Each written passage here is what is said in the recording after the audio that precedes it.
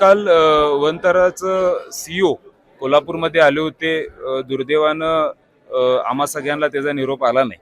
पण आज खऱ्या अर्थानं ते आले कशासाठी हा प्रश्न आमच्या समोर आहे. कारण आल्यानंतर काहीतरी निर्णय द्यायला पाहिजे होता.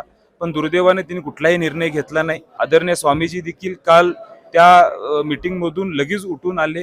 कारण त्यांना देखील ते पटलं नाही अशी एक लोकांची भावना आहे. सर्व धर्म आज या माध्यमातून यामध्ये सहभाग घेत आलेला आहे आणि आम्हाला विश्वास आहे की आदरणीय स्वामीजींच्या आशीर्वादामुळं सगळ्या लोकांच्या प्रयत्नामुळं निश्चितपणेनं महादुरी महादेवी हत्ती ही आपल्या मठामध्ये लवकरात लवकर येईल. आज आपल्या सगळ्यांनाच माहिती आहे की महादुरी महादेवी हत्तीला परत आणण्यासाठी आपल्या नांदणी गावाबरोबर आज राज्यभरातून हा उठाव झालेला आहे. आम्ही आदरणीय बंटी पाटील साहेबांच्या नेतृत्वाखाली एक मोहीम राबवलेली आहे. ती स्वाक्षरी मोहीमच्या माध्यमातून जवळजवळ 2,04,421 लोकांनी आपल्याला या मोहिमेमध्ये सहभाग घेतलेला आहे. आज आदरणीय स्वामीजींचा आशीर्वाद घेण्यासाठी आम्ही इथं आलो. ही सगळे स्वाक्षरी जवळजवळ 43 बॉक्समध्ये गोळा करून आम्ही आदरणीय महाराजांना भेटायला आलेलो आहे. आज ही सगळी बॉक्स आम्ही राष्ट्रपतींना स्पीड पोस्टच्या माध्यमातून आजच्या आज पाठवणार आहे.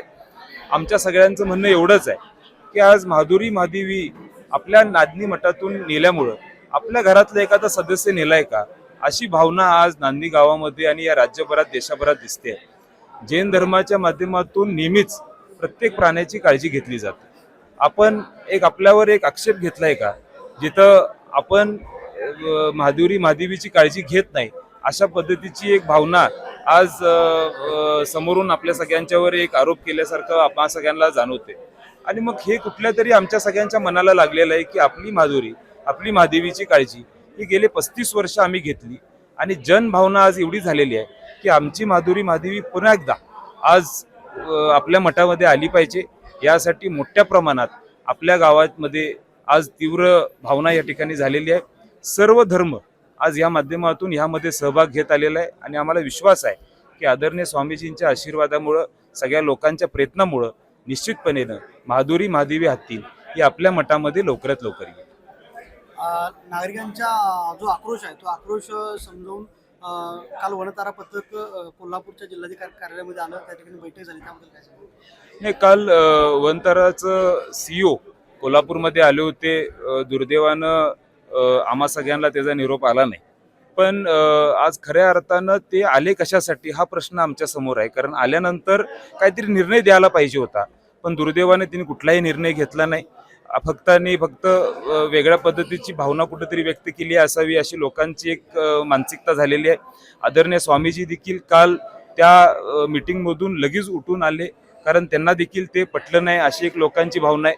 आणि मग आम्हाला निश्चितपणे खात्री आहे की हे लोक फक्त वेळ काढण्याचा प्रयत्न करायला लागले आहेत. त्यामुळं तीव्र भावना आणि लोकांची भावना ही आज राष्ट्रपतींच्याकडे पोचली पाहिजे हा प्रयत्न आज सगळ्या परिस्थितीमध्ये सुरू आहे. आणि मला विश्वास आहे की लवकरात लवकर ह्याच्यावर मार्ग आज लोकांच्या भावनेच्या माध्यमातून दिसेल. आपल्या सगळ्यांनाच ह्यामध्ये लक्षात आलं असेल की ह्या वातावरण कुठंतरी दिशाभूल करायचं आणि या वातावरणाला वेगळं वळण लावायचा प्रयत्न सुरू आहे का असं देखील आमच्या मनामध्ये शंका आहे.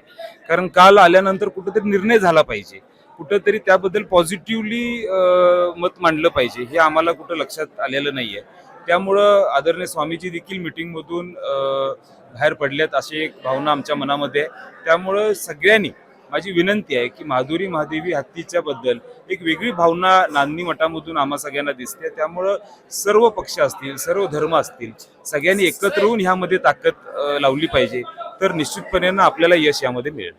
उद्याची पदयात्रा निघणार आहे, त्याला कशाचं पद्धतीनं आपली आव्हान असेल किंवा राष्ट्रपती साहेबांनी जे आव्हान केलं त्याला सगळ्यांनी कसं? माझी विनंती एवढीच आहे की उद्या सर्व पक्ष पदयात्रा या ठिकाणी निघते. सर्व लोकांनी यामध्ये सहभाग दाखवला पाहिजे. जोपर्यंत आपला सहभाग मोठ्या प्रमाणात दिसत नाही तोपर्यंत आपल्याला यामध्ये यश मिळणार नाही. आणि यश मिळवायचं असेल तर माझी विनंती आहे की याला कुठलेही पक्षीय रंग नसलं पाहिजे.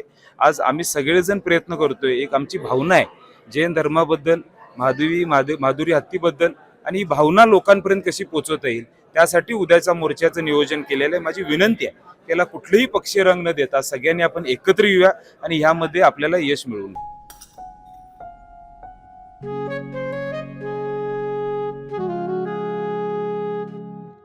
बाबा, आज येताना बासुंदी घेऊन या ना. अगं कालच आपण आईचा वाढदिवस होता म्हणून आणली होती ना.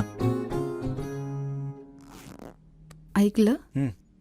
गोकुळची बासुंदी पुन्हा खावीशी वाटतेय. खरं सांगू, मलाही खावीशी वाटतीये.